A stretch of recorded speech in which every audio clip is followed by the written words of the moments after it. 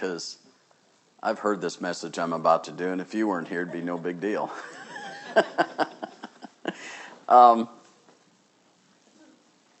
The Bearing Precious Seed in El Paso. I had a experience there that started in Denver City, Texas, and I was there to participate in an ordination service.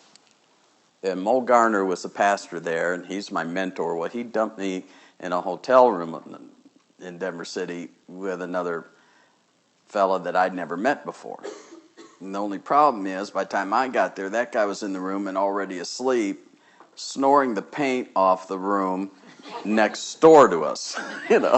He was just, he was a Olympic snorer champ. And so the first thing he said when he gets up the next morning, he doesn't say, "Hi, how are you? Nice to meet you. I'm so-and-so." He said, "Did I snore?" I said, "Did you snore?" And so Mo had pity and put me in another room. But he felt so bad, and turns out he's the guy that headed up Bearing Precious Seed in El Paso. And that was my first experience with Bearing Precious Seed. But I don't know that he's still... I don't know, he may be in heaven by now for all I know, but because this was in the middle 80s. Carlos Dimmers? Yes. Okay. Well, that was him, and hopefully God's corrected the snoring problem by now. That's the guy. And so he felt so bad, he invited me. They were connected with First Baptist Church in Milford, Ohio. Still? Okay, so Charles Keene would bring his group down once a year, and they would have a big meeting. And so he invited me to come to do my Christ in the Passover at that meeting. And all that because he felt guilty because he snored. He was a championship snorer. And so I had my little experience there connecting to Bearing Precious Seed. And since then, it's been a good experience. And I got to know Brother Keene pretty well, and he was pretty sharp. He looks like he's all business, but he has a sense of humor that will just kill you because you don't expect it from him. And so anyhow, I just thought I'd throw my 2 cents in. Don't forget my trip to Israel. They speak English in Israel. So you won't have any problems. Of course, when they want to talk about you, they'll flip into Hebrew. But I'm used to that. My mother used to switch into Yiddish whenever she didn't want me knowing what she was talking about. So I just, one time I was in a church in National City, California, and it was a Hispanic church. It was Father's Day, and they had 2 services on Sunday morning. And the second service they did in English, and that's the one he wanted me to preach in. But he wanted me at the early service too, so I just sat there while they're yammering on in Spanish, and I took Spanish from 7th grade to 10th grade, and I can almost order in that restaurant we ate in last night, but not quite. So all I did was listen for my name, and make sure when I heard my name, I did one of those. But I'm not good with language either. Anyhow, so don't forget the tour to Israel, and we will have a life-changing experience. That one I can promise you. And then don't forget we have a number of resources on the table. I have some DVDs of messages. I have some CDs of other messages. The DVDs are those that have a visual component to them, and so we put them on a DVD. So I know they'll be a blessing to you, and it helps us. We put those proceeds right back into our ministry. What I want to deal with tonight, and I was in a quandary which way I wanted to go with, and the 2 messages that I was wrestling over were so completely different one from another, but it seems like the Lord wanted this one, so we'll do that. And what I call it is Israeli border issues. And I get the question all the time, why is Israel, being such a small nation, there are probably, I think there's 6.2 million Jews in Israel against a world population of probably by this point 8 billion. And in this one little small country, you have 6.2 million Jewish people. Why are they so hated? world over, probably 20 million Jewish people scattered throughout.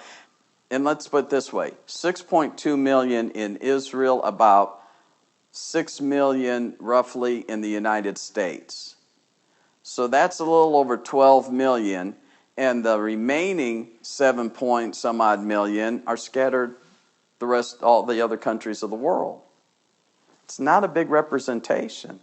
You would hardly even know these people existed. Why are they so hated? And there's really two ways to look at this. One of it is a biblical issue. The other one is a more political issue and a more human issue. And to understand that, we need to go back to World War I, or just before, well, during World War I. And I answered this a little bit this morning in a question that was posed. But again, in World War I, actually the Arab states were waffling back and forth from side to side, whether they were with the Axis powers or with the Allied forces. And finally, the Allied forces toward the end of the war said, look, if you'll side with us, we can get this thing done, and when we're victorious, you'll be rewarded accordingly. So they did, and they weren't. Great Britain and France carved up the world and left them completely out. So what happens is a ruler rises up out of Iraq, and he gathers the leaders together of the Arab states and said, look, if we are going to continue to exist independently, we are going to have to unite. Does that sound familiar?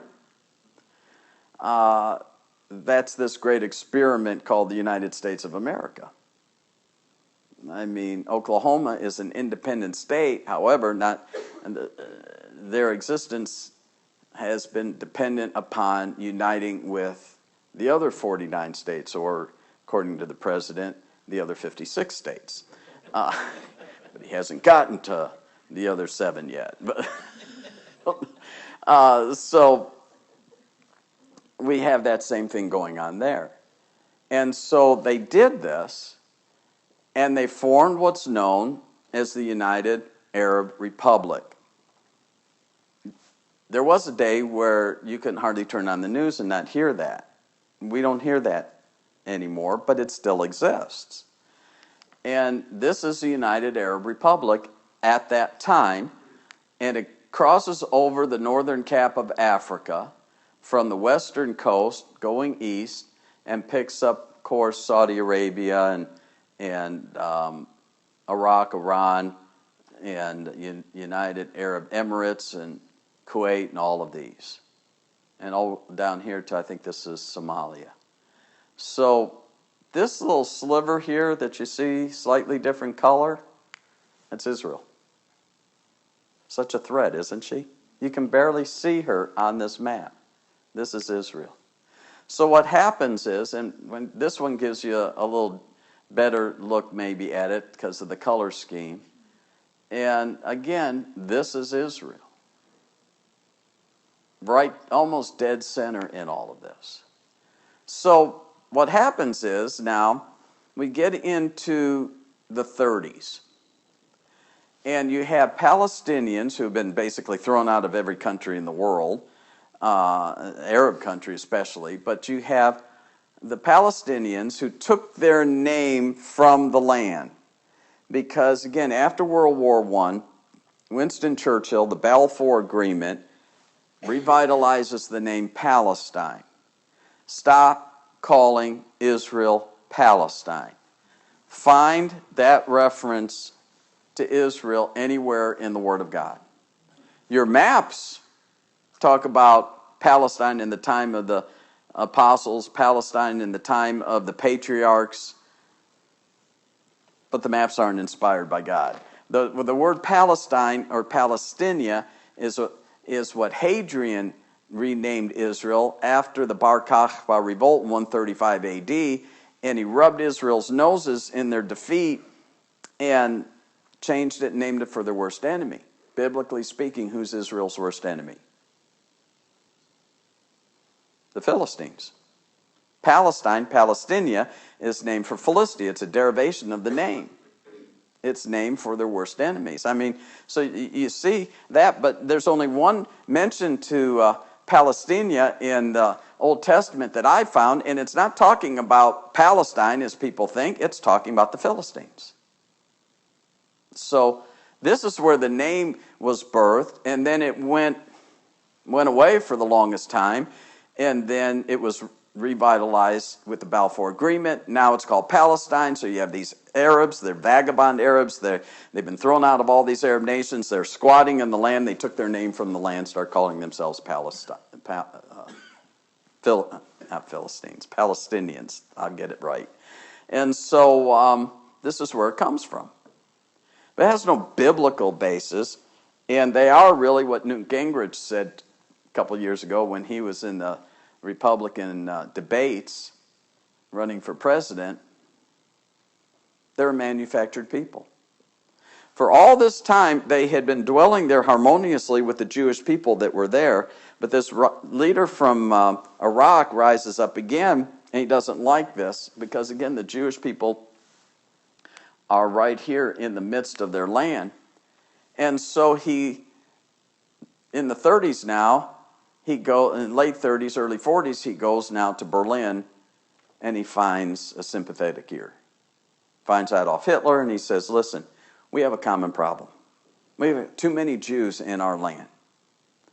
We need your help to get rid of them. If you will help us and rid our land of these Jews, we'll give you all of our oil. Why do you think Hitler had Rommel, his chief tank commander, battling his tank wars here?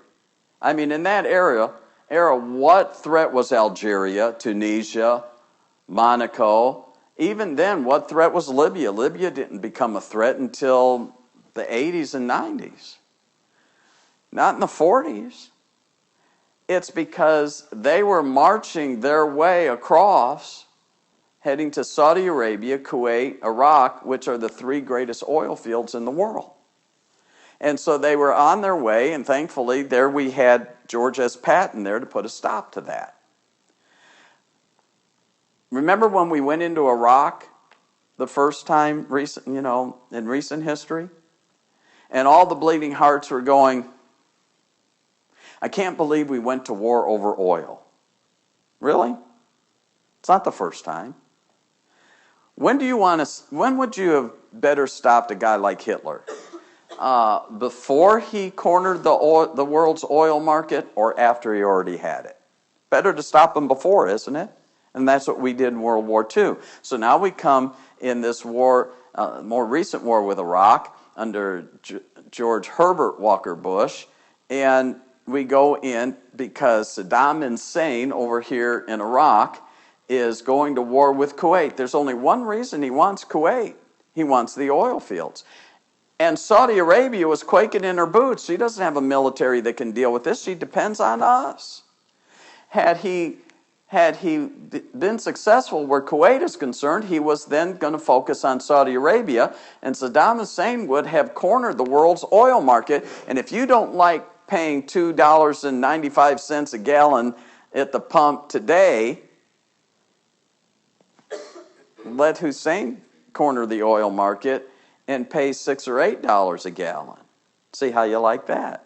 What do you mean, can't believe we went to war over oil? It would have changed our entire lifestyle had Hussein done this, and he would have ruled the world because of it. So, we put a stop to that in both instances. Then what happens is the Iron Curtain comes down, and as I said this morning, all the stands then that were part of the former Soviet Union now become part of the United Arab Republic. And you have all of this expanse now, and look at this little red blotch right here. That's Israel. Right dead center in the middle of the Arab world is Israel. Again, when you hear the Arabs declaring that Israel is occupying land that she has no business being in. That occupying, again, that's a military term. That means she's in control. When Jesus told us we were to occupy until he came, we Baptists kind of took that to mean we just kind of sit and take up space until he shows up. We were to be in control. We were to occupy until he returned, and we gave that up a long time ago. And it's tough to get it back. We need to. But the fact is, so this is why they're so upset. Have you ever heard of the 1040 window where missions is concerned? This is the 1040 window. It is this huge swatch of ground across this belt here that the Arab world has carved out for herself. I can't tell you in 19 years how many churches woke up to this epiphany that they needed to be refocus their missions effort on the 1040 window, and then contact me and tell me because of that they're dropping our support because they want to focus on the 1040 window. I said, have you looked at a world globe? Israel's right dead center in the 1040 window. How does a missionary outreach to Jewish people not fit in your 1040 window scheme of missions? And it was just a clever way to get out of a mission endeavor that they really did not have a heart for. So they blamed it on the 1040 window. So you have all of this, and again, if you take Israel and pull her off the earth, you can drop her in Lake Michigan. She doesn't and would not reach shore in any direction. It is a very small, insignificant piece of ground, except look at her. She's on the world trade route.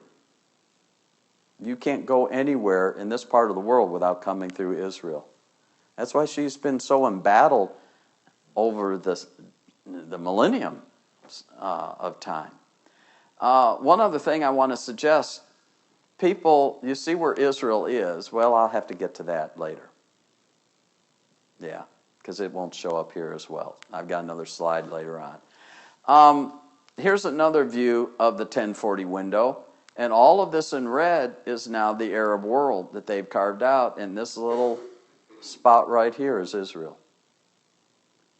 So do you get a better idea? The question was asked about if this morning in the first session, if it looked like God was protecting Israel, if it looked like Israel's continued existence was wholly dependent on God. Well, look at this. Look how she is surrounded by the Arab world, and yet she holds all of this at bay. There's no question God is behind her and in this. But we know that President Obama, a couple of years ago, made a declaration, and fully believes this, but made a declaration that Israel needs to return to the pre-1967 borders. After the Six-Day War, 1967, we gained control of Jerusalem, we gained control of the West Bank, we gained control of the Negev, we gained control of Gaza, and we gained control of the Golan Heights. Well, we gave the Negev back to Egypt, and we recently, within the last 10 years, gave the Gaza Strip back, over to the Palestinians. We are fighting to maintain Jerusalem and the Golan Heights. But to say that we need to go back to the pre-1967 borders is really to go back to the 1949 armistice lines. The problem is, when he said that, Benjamin Netanyahu happened to be there. Strolled him into the Oval Office. Obama had some staffers with him. And in his way, without having to raise his voice, he just said, you know, what you're asking is not possible, or what you're demanding is not possible. It is no longer 1967. You are asking us to leave large portions of our people outside of our borders where we can no longer protect them. And you are telling us that we need to give up the high ground. which puts our continued existence at extreme risk and would probably put an end to the modern state of Israel. It is no longer 1967. Well, then he left the office, and one of the staffers leaked the story. My rabbi friend told me this. He said he was so outraged. He's pounding on the desk, and he's now screaming at his staffers. He said, "Don't you ever let this happen to me again." And then he's screaming, "Never again, never again." Do you know what never again is? It's the Jewish Remember the Alamo after the Holocaust. You would see these signs, "Never again," outside of synagogues everywhere. And it was like, remember the Alamo. This can't ever happen again. And there he is, wanting to bring a modern-day Holocaust to Israel and screaming, "Never again," their outcry. Now, I could stand up here the rest of the night, and I could try to explain this to you, but there's a little 4-minute video here that does it better than I ever could. And I want you to see this because it will help you to understand. When you hear people telling you Israel needs to give up more land, Israel needs to give up the Golan Heights, Israel needs to capitulate on this, and they need to go back to the pre-1967 borders, you'll have a better understanding with this video exactly why that is not feasible. So it may take a second for us to, we're kind of having to do some gymnastics. Itself from hostile invasions and terror. Israel is a small state surrounded by Arab countries 650 times its size, some of which are large bases of global terror. Only 44 miles separate between the Jordan Valley and the Mediterranean Sea. After the Six-Day War in 1967, when Israel was attacked by 4 armies on 3 fronts, United Nations Security Council Resolution 242 stated that Israel was entitled to new defensible borders to replace the previous fragile lines from which it was attacked. What are Israel's defensible borders? What are its essential security needs? The Jordan Rift Valley, Israel's eastern frontier, forms a natural barrier between Israel and the countries of Jordan, Iraq, and Iran. The Jordan Valley rises from an area that is 1,200 feet below sea level to a hilly ridge of up to 3,000 feet, creating a steep 4,200-foot virtual wall opposite any force attacking from the east. The growing threat of global jihad activity near Israel's borders requires it to prevent infiltrations of terrorists and weapons. When Israel left the Philadelphia Corridor in Gaza, it became a highway for the infiltration of terrorists and the flow of hundreds of tons of ammunition and weaponry from all over the Arab world, aimed at Israeli civilians. The Jordan Valley is the equivalent of Gaza's Philadelphia Corridor in the West Bank. To defend itself, Israel must retain control over the Jordan Valley.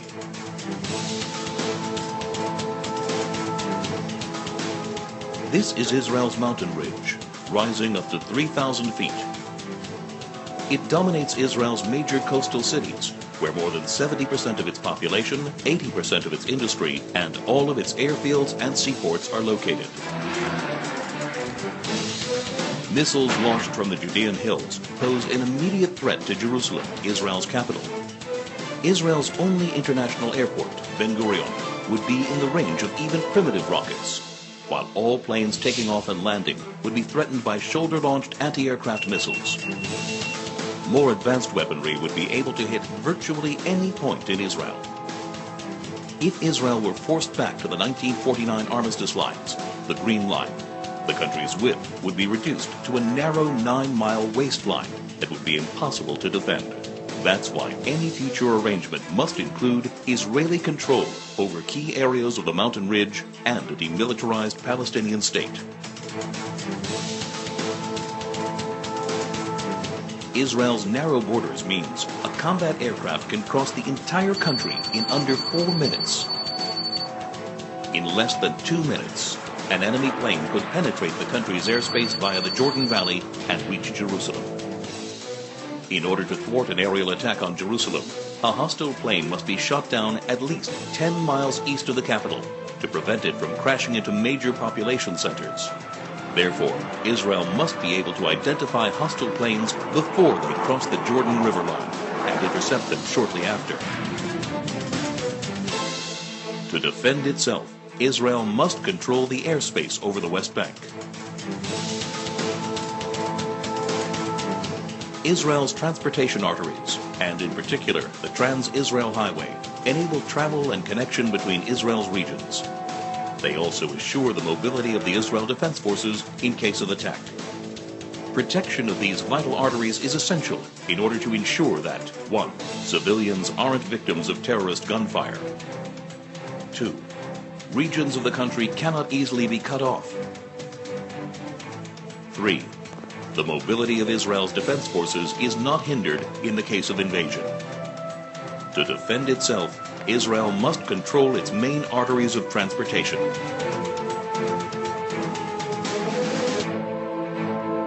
There is enormous uncertainty about future trends in the Middle East. Iran is determined to become the supreme power as the U.S. withdraws from Iraq. No one can guarantee the future of many of the current regimes in the region. Today, more than ever, it is crucial to ensure defensible borders for Israel.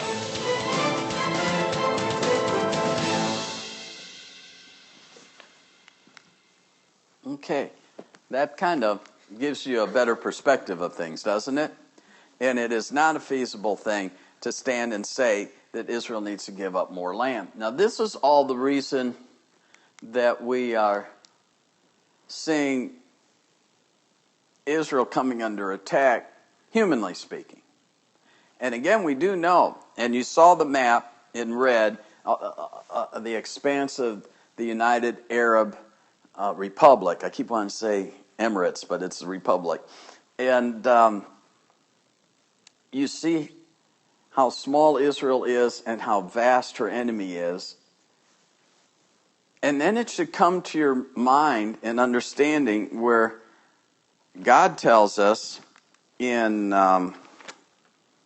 Zechariah 14, he says in verses 1 and 2, "Behold, the day of the Lord cometh, and thy spoil shall be divided in the midst of thee, for I will gather all nations against Jerusalem."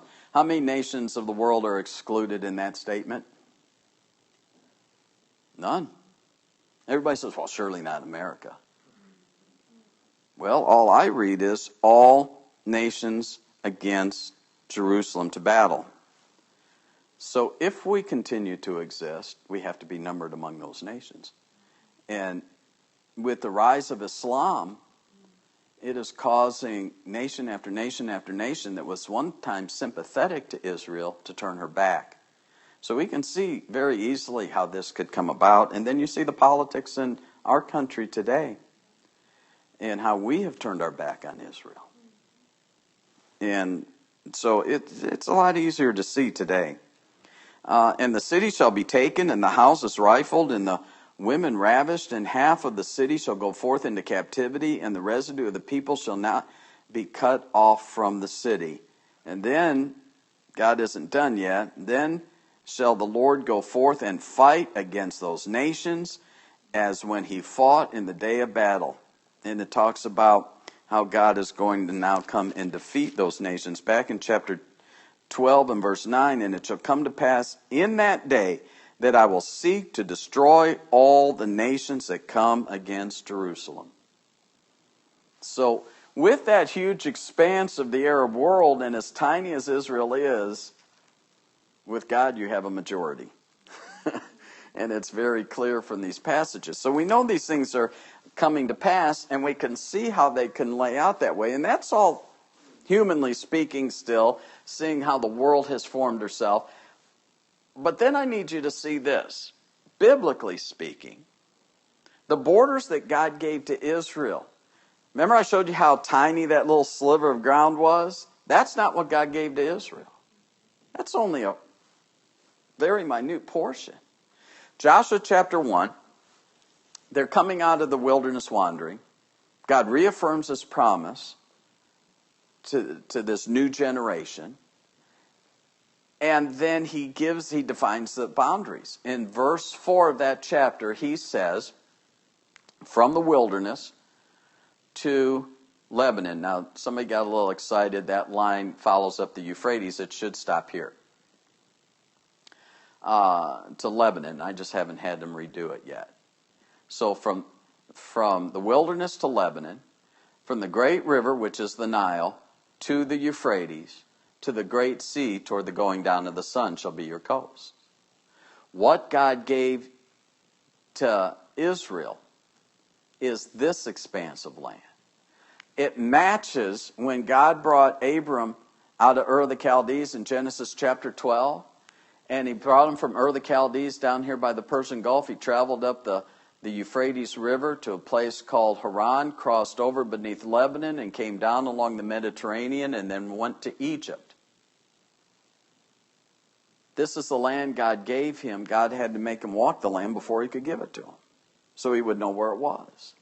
But those are the exact boundaries that God gives us in Joshua chapter 1 and verse 4. In this land, this is all. Now, God made them a promise. Numbers 33, in verse 52, he told them to drive out all the inhabitants of the land when they came into the land. He told them to destroy the pictures. He told them to tear down destroy the molten images and tear down the high places. Driving out the inhabitants, they were pagans. They were idolatrous people, and God wanted to drive those pagans out in an effort to protect his people from being corrupted. That's understandable. What are the pictures all about? Why destroy them? If you're going to my Uncle Saul's home, he's a Hasidic rabbi.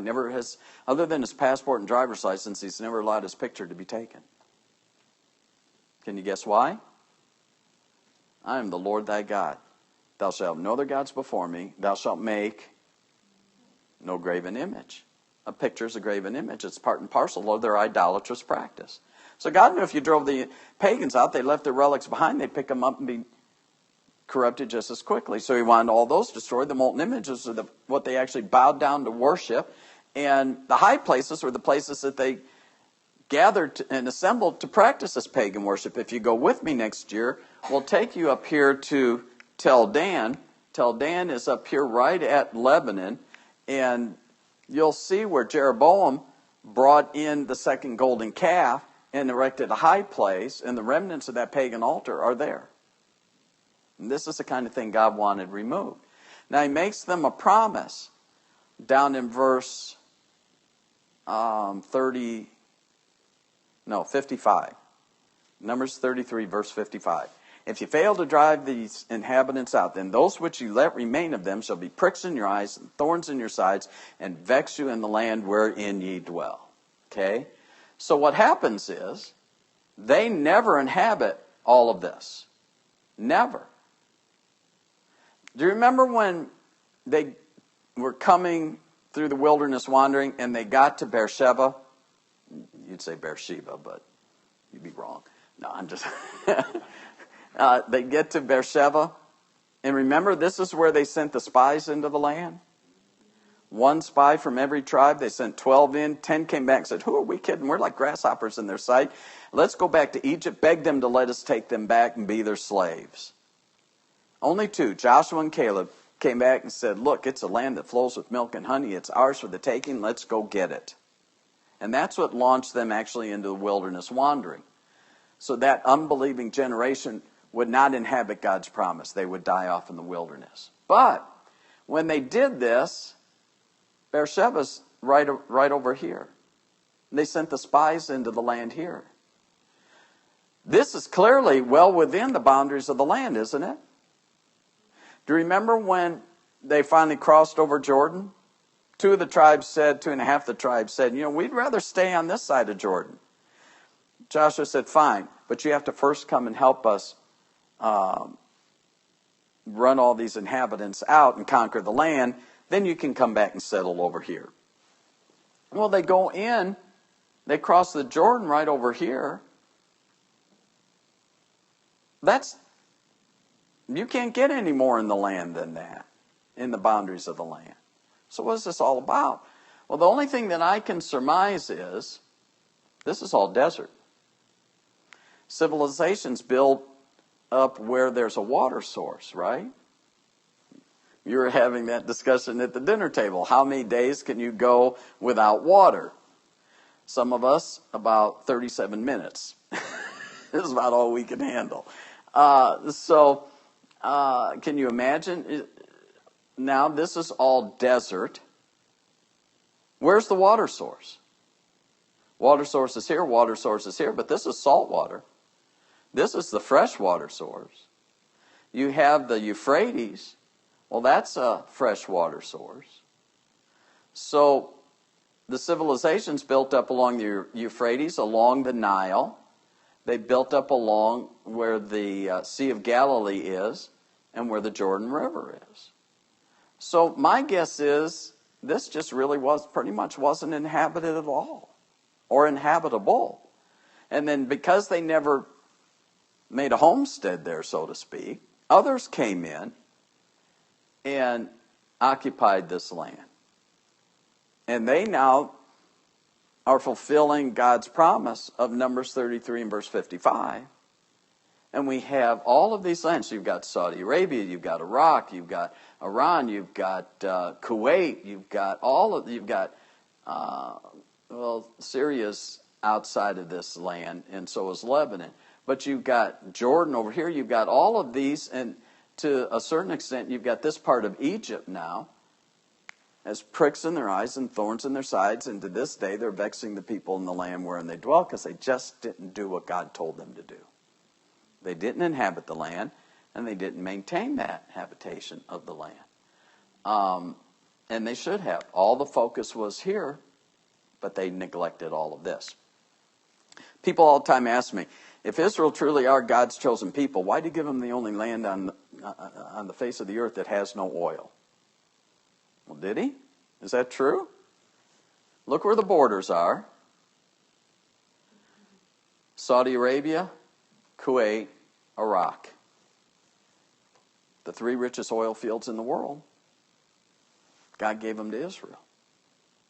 They just never inhabited it and lost control of their future because of that. Can you imagine if Israel controlled all of this ground? Had they done what God told them to do to this day, controlled this piece of ground? Do you know where Israel has to get her oil today? With all of these Arab nations surrounding her, it comes from Australia. Because none of these folks will deal with them. Can you imagine what a different world it would be if OPEC was actually an Israeli operation? But they have discovered offshore here, where'd I go here? There it is. They've discovered offshore here one of the richest natural gas preserves, and they have discovered now, there's a guy from Texas, an oil man from Texas, and he calls it Zion Oil, and he has the oil rights, and he's found oil in Israel sufficient enough to last them the rest of their existence. We'll never have to buy oil from anybody ever again. They're just trying to figure out a way right now to harvest it. Can you imagine when Israel can be independent in her energy? It's going to make Israel even more attractive to be conquered by someone else. So, anyhow, we see all of these things now coming. And we see biblically, because Israel didn't do what God told her to do, God's promise in Numbers 33 and verse 55 coming home to roost. We see in the other screens where you have the expanse of the Arab world, and the two of them are putting Israel in the squeeze play. And we see these things coming to a head, and we know what Zechariah declares, what God declares in Zechariah, that the day is coming when he will bring all nations. The devil's not going to, the Antichrist's not going to. God will bring all nations of the world against Israel, and then God is going to destroy all those nations that do. So, clearly Israel is in the hand of God for his purposes, ultimately. And one day, and I believe what happens is in the tribulation, God makes Israel a theocracy again, brings them back under his control as he had her in the Old Testament economy. And in the tribulation, you revert back to an Old Testament economy again. So I don't have a big finish for this, so I usually end it with question and answer. So this should have raised some questions in your mind. And if you have some questions about this sort of thing that I brought, we'll do some question and answer till Pastor says we have to leave. Any questions?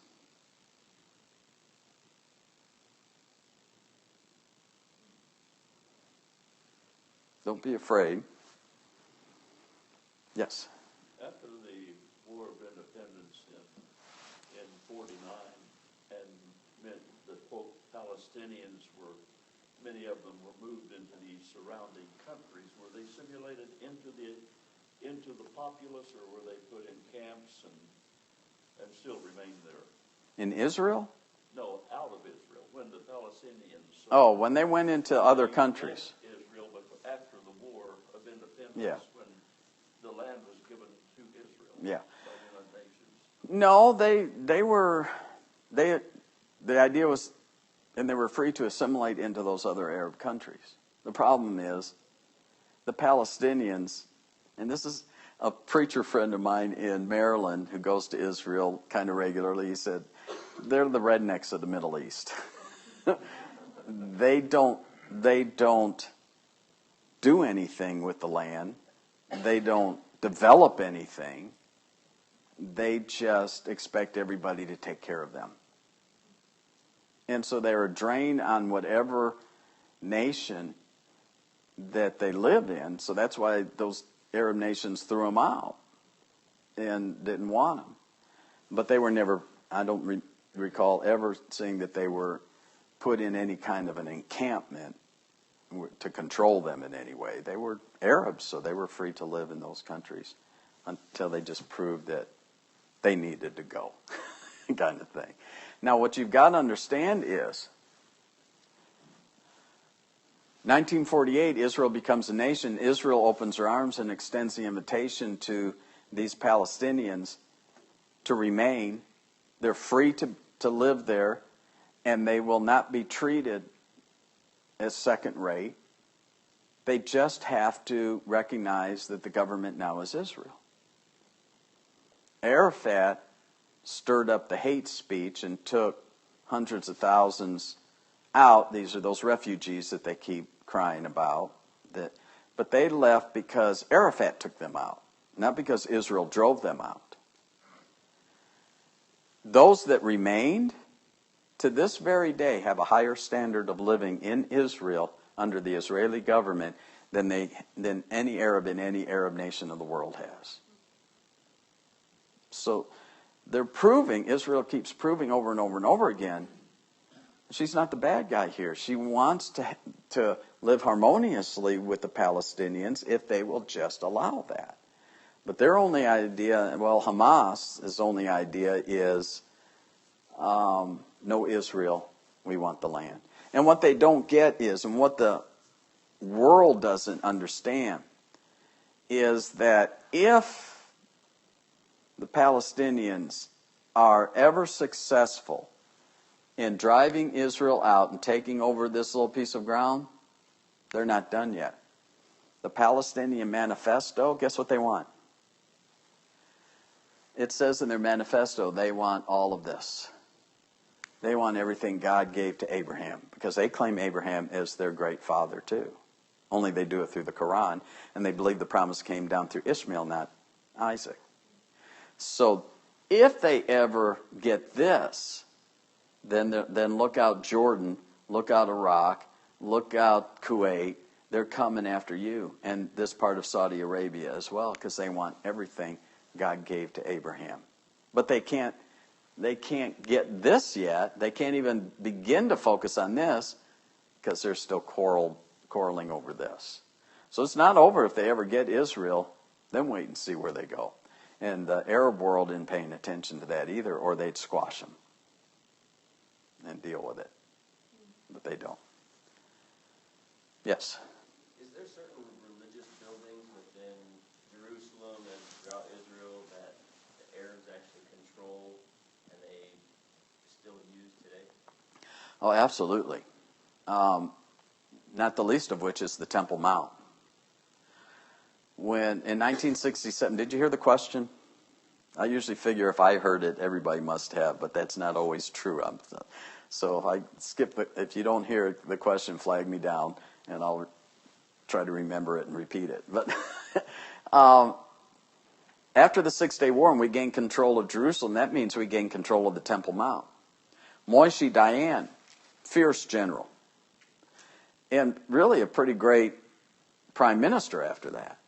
But he had a fondness and a soft spot for the Arabs. So as a olive branch gesture, they're the victors, but as an olive branch and a gesture of peace and all of this, he says, look, we don't have anything on the Temple Mount. Well, how could we? We hadn't been there in 2,000 years. We don't have anything on the Temple Mount. You've got 2 holy sites there. You control the Temple Mount. We'll let you have that. And in the Arab mind, you took something in battle, you do not give it back. And they see that as an act of weakness, and they've been exploiting it ever since. So when we go up on the Temple Mount, we are given very limited time as non-Muslims to go to the Temple Mount. We have to be in line by like 7:30, 8 o'clock in the morning, or we're not getting on the Temple Mount. Because I think they close it off at 10 o'clock in the morning. So we get up on the Temple Mount. Can't open my Bible with you.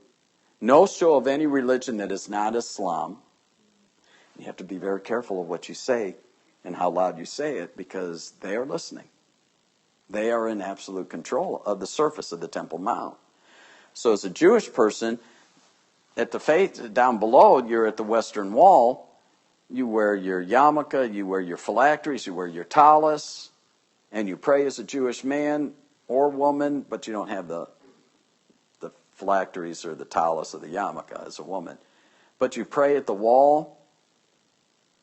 When you go up on the Temple Mount, all that's got to come off, and you cannot show any sign of religion there that's not Islam. So they do control that. And when you go into the West Bank, you have mosques everywhere. You'll see the minarets, the prayer tower thing. They're everywhere. So yeah, they do have a very strong presence. Do they play their calls to prayer? Oh yeah. I hate going to Israel during Ramadan. Because then they really get annoying with it. We'll be in the Garden of Gethsemane. So you're sitting here and I'm trying to make a real poignant point, and then across the Kidron Valley right behind me is the Temple Mount. And they're blasting that very nasally call to worship, their call to prayer over their loudspeakers, and it just goes on forever. And they're free to do that. And what this country doesn't understand, I can't tell you how many preachers I know who have sold their property because they outgrew it or it's outdated, whatever. And they bought land, and now they're homeless because the municipality will not allow them to build another church building because they say, we don't want more churches. They're too noisy. They're too this. They're blah, blah, blah, blah. And this has been going on for about 15 years in this country. But in that same time, in those same communities, mosques have popped up. And churches don't blast it over their loudspeakers outside their buildings, but that mosque does. And folks, what you've got to understand is that ground that mosque sits on, they do not believe that is the United States of America anymore. That ground belongs to Islam. So Sharia law holds. They don't, in their minds, they are not accountable to the laws of the land. Because that's not, and they treat it like an embassy in certain respects. So yeah, and that's why I hate being in Jerusalem during Ramadan. And it's very tense anyway. Look, they're fasting all day. They're a little tense. You've seen the Snicker bar commercial? They need to eat a Snickers. But they can't. Now, when the sun goes down, then they eat. But while the sun's up, then they have to fast. But it's very tense, and we aren't even able to go up on the Temple Mount because it's too risky during Ramadan. But yeah, they blast their prayer call with no shame about it. What else? And Ramadan lasts a whole month. And it's never the same month. I don't know how they work that thing, but it's never the same month from year to year. Anything else? I think what we need to understand from what I've shown you tonight, that Israel is the focus of God's prophetic calendar. And from what we're seeing in this, things are coming to a head. The culmination of God's plan is coming to pass. It has nothing to do with America. It has to do with what's going on there. And more than ever, we need to be motivated to do what God has told us to do, and that is to pray for the peace of Jerusalem. And folks, there is no peace that Jerusalem will ever know until the Prince of Peace. So what we're praying when we pray for the peace of Jerusalem, we're praying for the salvation of the Jewish people. So we need to more and more understand that and be praying for the peace of Jerusalem. We need to understand all the more what God said, I will bless them that bless thee, Genesis 12:3, I will curse them that curse thee. And that should be a no-brainer. Which side of that do you want to be on? So we need to be praying. We need to make sure where we're aligned. Yes, Israel is not a theocracy. It is not a religious state, but it is still Israel. And these are still God's chosen people. And all these promises and all of these things still apply to her and to her alone. And we need to be on the proper side of that. Does that mean that everything Israel does is that she never makes a mistake? No. But what it does mean is God has proven where his hand is. And we need to be aligned with that. It's kind of like last summer when we went into Gaza to put a stop to their bombing Sderot, Ashkelon, Ashdod. And Gaza pulled out all the stops, the Hamas did, and they started firing these missiles. They were aiming them at Jerusalem. They were aiming them at Ben Gurion Airport. And they were either winding up in the Mediterranean Sea or landing back in their laps. A lot of them, they fire and they land right back on top of them. One of the leaders of Hamas was interviewed by a CNN reporter. You can Google this, I promise, and it's there. He said, why don't you aim these missiles to go where you want them to go? They're landing in your laps. Why don't you aim them? You know what he said? We do aim them. Their God changes the direction in mid-flight and dumps them back in our lap. If their God is able to do that, why are you still following Allah? I mean, aren't you on the losing team here? If their God is capable of that, isn't that the God that you should be following? I mean, come on, it's just as clear as a bell. And we need to be praying that both sides can see and understand that. Who the true and the living God is. And one more thing, and I'm done. And that's just to say you need to understand, and I hope you do, Allah, when you say Allah, that is not just another name for the God of Abraham, Isaac, and Jacob. People say, well, it's just a name for God. It's actually, Allah is the moon god. It's a pagan god. And when they cry out, Allah Akbar, all the talking heads, all the news reporters, and I believe purposely, misrepresent that. They're saying Allah is great. That's not what Allah Akbar means. Some of you military, if you spent time in the Middle East, you should know what that means. Allah is greater. Not Allah is great. Allah is greater. Greater than what? greater than Israel's God, greater than all, greater than everything. There's a difference there between Allah is great and Allah is greater. And we need to understand that. When they're crying Allah Akbar, they're making a powerful statement of where they're at. But if he was greater, then why is it Israel's God keeps changing the flight of the missiles? So, anyhow, so we need to be praying toward that end and understanding what, but we also need to understand, this shows us that we are coming to the culmination of this age. We need to be ready for that. We need to be living like the trumpet could sound at any moment. That has to do as much with the things we must be doing as much as what we mustn't be doing. We need to make sure, we need to heed John's warning to us, and I think it's 2 John that says that we are not to be ashamed at his appearing. So, get in the scriptures and find out what would cause you to be ashamed at the appearing of Jesus. I'm afraid for so many that are clamoring for the rapture to come, it'd ruin their day if it did. Because they'll be so ashamed. And you know what? John says, as he's looking over the scene in heaven after the rapture, he said, after the space of about a half hour, all tears were wiped away. That means that there's tears till that point. What are the tears about?